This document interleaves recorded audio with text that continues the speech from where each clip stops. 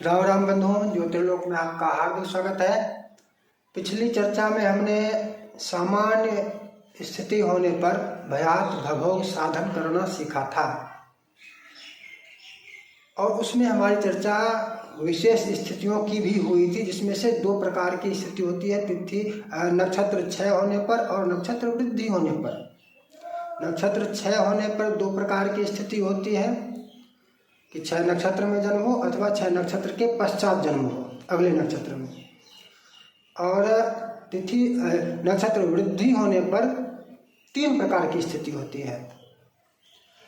नक्षत्र वृद्धि होने पर पिछले दिन वृद्धि वाले नक्षत्र में जन्म हो, अर्थात जिस दिन पहले दिन जिस दिन जन्म नक्षत्र आरंभ हुआ उसी नक्षत्र में जन्म हो, अगले दिन उसी नक्षत्र में जन्म हो और फिर अगले दिन जो अल्पकाल के लिए नक्षत्र है, भले ही 1 दंड हो 2 दंड हो अथवा उससे बहुत कम हो, उसी में जन्म हो, तो 3 प्रकार की स्थिति बनेगी। तीनों प्रकार की स्थिति में भिन्न भिन्न प्रकार से समझा जाता है, गणना की जाती है। तो 2 प्रकार से 6 नक्षत्र के लिए, 3 प्रकार से नक्षत्र वृद्धि के लिए समझना होगा। और ये भयात भवोग साधन में विशेष प्रकार से समझा जाता है, लेकिन इसको समझने के लिए सबसे बड़ी बात समझने की जो है वो ये है कि भयात क्या है और भवोग क्या है, इसको भली भांति समझ लें। जब से नक्षत्र आरंभ हुआ और जब समाप्त हो रहा है, ये दोनों समय ज्ञात करना है। आरंभ कब हुआ, समाप्त कब हो रही है। इस जब से जब तक नक्षत्र रहा ये भवोग है। और जिस नक्षत्र में जन्म हुआ है, जन्म समय तक नक्षत्र कितना समाप्त हुआ, इसको भयात कहते हैं। इसी को निकालना होता है। यदि इस चीज़ को सही तरीके से समझ लेंगे तो भयात भवोग साधन में किसी भी प्रकार की स्थिति हो कोई समस्या नहीं होगी। लेकिन फिर भी यहाँ हम समझने का प्रयास करेंगे। इष्टकाल हम पहली स्थिति के लिए वही रखेंगे जो इष्टकाल हमारा है। अगली स्थितियों में बदलेंगे, भिन्न भिन्न इष्टकाल होगा। पहली स्थिति में हम इष्टकाल यही लेते हैं, दिनांक इत्यादि की आवश्यकता नहीं है, मान लेते हैं अथवा ले भी लेते हैं तो कोई बात नहीं। जैसे 6 नक्षत्र पहले हम लेते हैं। 1 फरवरी को पूर्व भाद्रपद नक्षत्र का क्षय हो रहा है। 1 फरवरी दिनांक लिया 1 फरवरी 2025। 6 नक्षत्र कौन सा है, पूर्व भाद्रपद।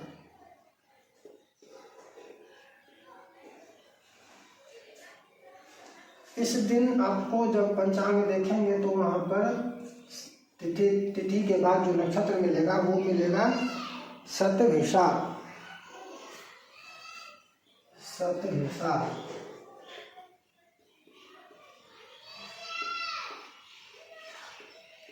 इसका मान है 26 पद।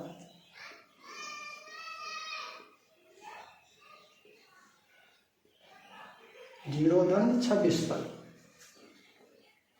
ये शतभिषा का मान है। अब ये ज्ञात कैसे होगा कि यह 6 नक्षत्र है, यह ज्ञात कैसे होगा। इसके लिए नक्षत्रों का नाम स्मरण में रहना चाहिए। यदि कहीं पर अंकित सरल तरीके से ना हो, क्योंकि पंचांगों में सरल तरीके से अंकित नहीं होता है, यदि नक्षत्रों के बारे में ना जाने ना समझें तो यहाँ पर जो दिया जा रहा है उसके आधार पर यहाँ शतभिषा 26 पल है और उसके बाद उत्तरा भाद्रपद है 53 दंड 15 पल। इसे समझ ही नहीं पाएंगे कि शतभिषा के बाद पूर्व भाद्र नक्षत्र आता है और पूर्व भाद्र नक्षत्र यहाँ पर नहीं है। इस कारण यह क्षय हो रहा है। इसका पूर्व भाद्रपद का क्षय हो रहा है और यहाँ से ज्ञात हो जाएगा। अब आगे इधर जो पंक्ति होती है इसमें आपको दिया हुआ भी मिलता है, जो भी नक्षत्र क्षय हो रहा हो उस या फिर जो तिथि कुछ भी क्षय जिसका हो रहा हो वो यहाँ पर आपको मिल जाता है। जैसे 1 फरवरी के दिन आप यहाँ पर देखिए, ये दिया हुआ है पूर्व भाद्रपदम, पूर्व भाद्र दंडादि 56-40, यहाँ पर देख सकते हैं। ये 56-40 यहाँ पर दिया हुआ है, पूर्व भाद्रपद दंडादि दम दो अनुस्वार लिखा हुआ है, उसका तात्पर्य दंडादि। समझ गए? अब सम देखिए, पूर्वभाद्र, इसका मान जो है इसी को ले लेते हैं यहीं पर अलग से, 56-40।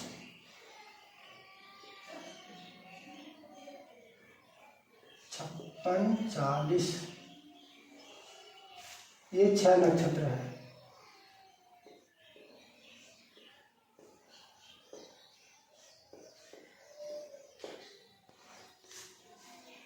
इसमें कोई समस्या नहीं है, ये अत्यंत सरल है। यदि इस प्रकार का है, 6 नक्षत्र में ही इष्टकाल आ रहा है, अर्थात वर्तमान नक्षत्र या जन्म नक्षत्र 6 नक्षत्र ही हो,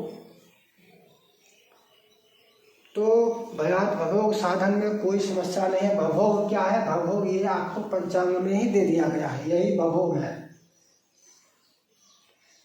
पूर्व भाद्रपद दंडादि जो दिया हुआ है 56-40, ये भवोग ही है। भवोग साधन करने की आवश्यकता नहीं है। भयात के लिए भी इस स्थिति में कोई समस्या नहीं, ये तो और सरल है, सामान्य से भी सरल है। भवोग तो ज्ञात हो ही गया, और इष्ट काल में जो गत नक्षत्र, 6 नक्षत्र से पहला नक्षत्र गत नक्षत्र की आवश्यकता होगी। गत नक्षत्र को घटा देंगे, उसका मान भयात ज्ञात हो जाएगा। 20 दंड 6 पल, और गत नक्षत्र जो है वो है सदभिषा, जिसका मान है 26 पल। इसको यहाँ पर माइनस कर देंगे, घटा देंगे, और यही भयात होगा। भवोग ज्ञात करना है, भवोग दिया हुआ है। शताब्दी पंचांग हो या जो भी पंचांग हो, कोई भी पंचांग हो, कहीं ना कहीं पर वो भवोग दिया हुआ ही रहता है। शताब्दी पंचांगों में इस प्रकार से इधर जाकर नहीं मिलता है, वो यहाँ पर जैसे है सतभिषा 0-26 दंडादि, तो यहीं पर उसका ये 56-40 दंडादि भी यहीं पर मिल जाता है, यहीं पर अंकित रहता है, उसे भी समझ जाते हैं। इसमें से घटाएंगे, 6 में से 26 नहीं घटने वाला है, 6 पल में से 60 ले लेंगे, 66 हो जाएगा। यहाँ पर 66, 6 में से 6 गया 0 0, और 6 में से 2 गया 4, 20 का 20 नहीं होगा, एक दंड उधर 60 पल बनकर चला गया, तो 19 हो जाएगा। ये है भयात। और भवोग तो वही है जो नक्षत्र मान है, 6 नक्षत्र का मान जो है वही वर्तमान। यदि 6 नक्षत्र ही जन्म नक्षत्र हो, तो 6 नक्षत्र का जो मान है वही भवोग होगा। 6 नक्षत्र का मान है 56-40, इसलिए भवोग होगा इसका 56-40। इसमें कोई समस्या नहीं, सब ये और सरल है। लेकिन यदि इष्टकाल 58-6,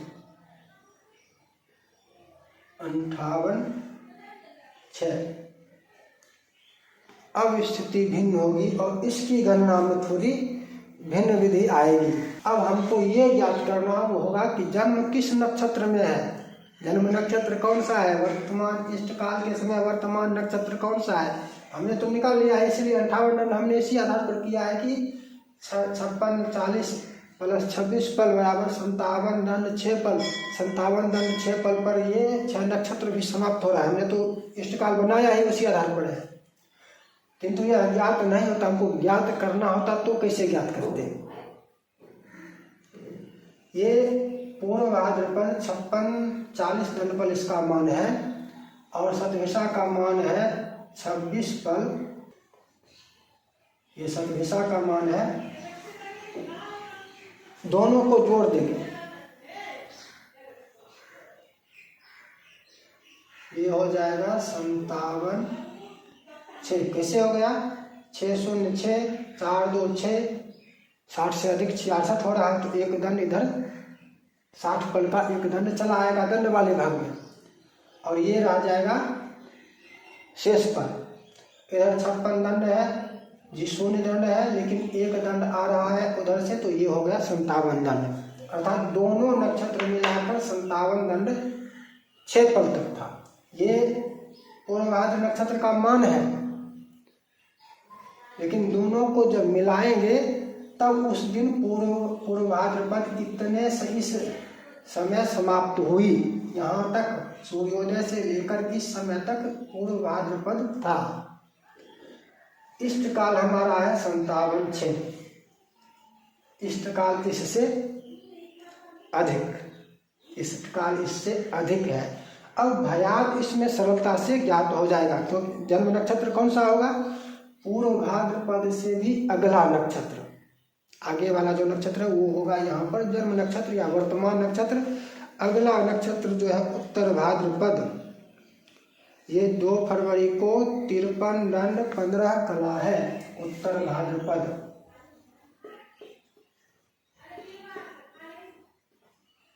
53 दंड 15 कला, 53 दंड 15 कला, ये अगले दिन है।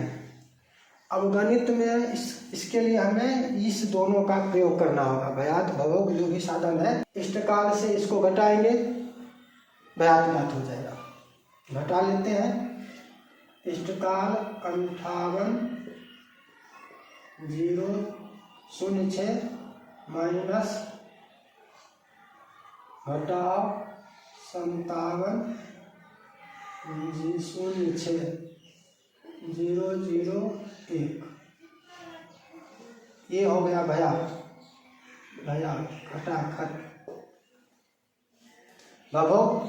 भवोग के लिए 60 में से इसको घटाएंगे। क्यों? क्योंकि यहाँ पर पूर्वभाद्रपद समाप्त हो रहा। गत नक्षत्र, जन्म नक्षत्र कौन होगा? उत्तर भाद्र। गत नक्षत्र कहाँ समाप्त हो रहा है? यहाँ पर। पूर्वभाद्रपद कब समाप्त? ये समाप्त नहीं हो रहा है, ये इसका मान है, ये इसका समाप्ति काल है, इसका समाप्ति काल ये है, समझ लीजिए।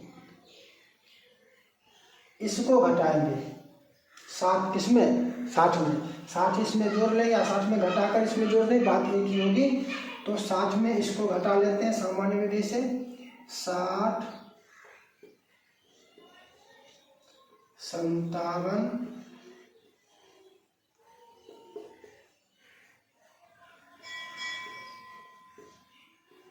6 शून्य है, नहीं घटेगा, एक ले लेगा। 60 में से 6 घट जाएगा, 54 हो जाएगा शेष।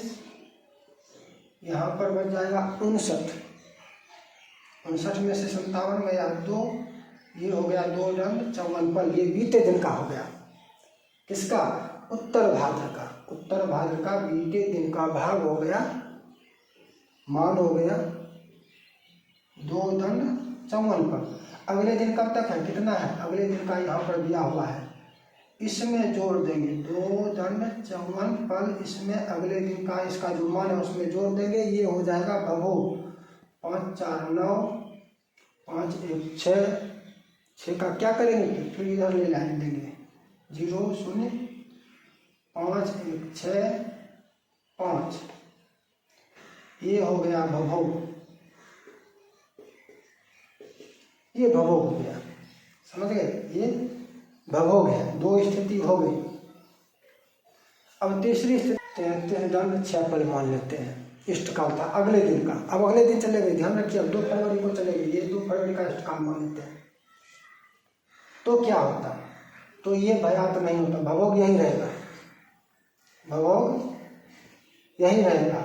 भयात भिन्न हो जाएगा। तब भयात इस प्रकार से नहीं ज्ञात करेंगे, तब भयात ज्ञात करेंगे इसमें जो हमने ये घटाया है 60 में से 57 दंड 6 पर, इसका लेकर दोनों का योग जो ज्ञात करके, ये जो पिछले दिन का जो मान ज्ञात किए नक्षत्र आरंभ का, नक्षत्र कब आरंभ हुआ या पिछले दिन नक्षत्र कितना का मान क्या था, कितना व्यतीत हो गया पिछले दिन नक्षत्र, 2 दंड 54 पला पिछले दिन ही नक्षत्र का भोग हो गया। ये 6 नक्षत्र का अगला नक्षत्र है, जान लीजिए। 6 नक्षत्र शतभिषा, ये पूर्ण भाद्र थे, ये उत्तर भाद्र 6 नक्षत्र नहीं है। इसको हम इष्टकाल में जोड़ देंगे, इष्टकाल में इसका योग कर लेंगे। 2 35 1 36, ये हो गया भयात।